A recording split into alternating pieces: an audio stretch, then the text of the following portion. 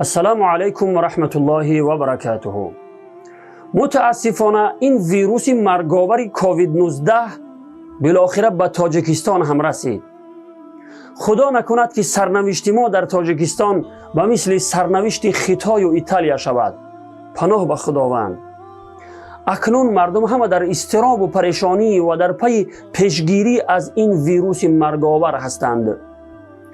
اما هیچ یکی از مردم علت و سبب ظهور و پنهان شدن این ویروس را جویا نمی شوند که چرا خداوند این گونه بیماری های گذرنده را بر ما نازل می کند.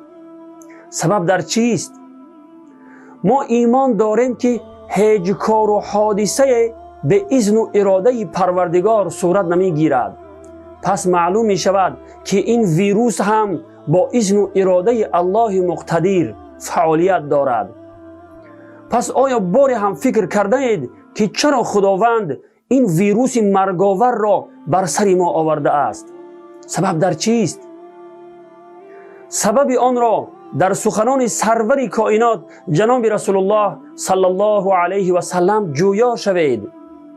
از حدیث های گوهربار نبوی ثابت است که عام شدن زنا و فحشا سببگار پنهان شدن کسلی، وبا و بیماری های گذرنده است.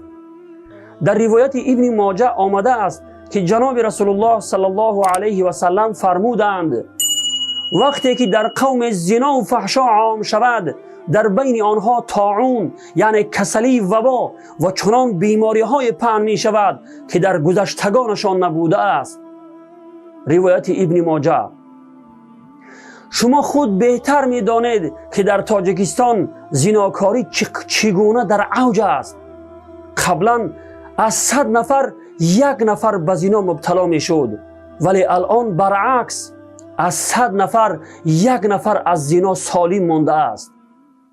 یعنی عدد زناکاران چه زنان و چه مردان خیلی زیاد شده اند که حتی زنان شوهردار و دختران درون خانه و نورسان 15 ساله و 16 ساله هم به زنا دست می زنند.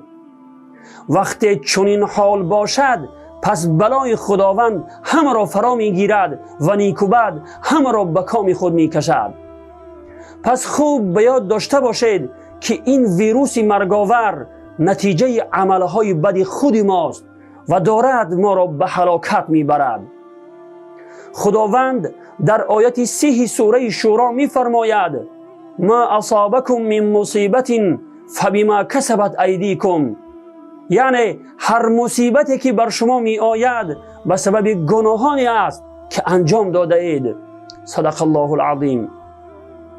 پس این را خوب بدانید که یگانه راه نجات از این گونه بلاها بازگشت به سوی الله مهربان است. و السلام علیکم و رحمت الله و برکاته.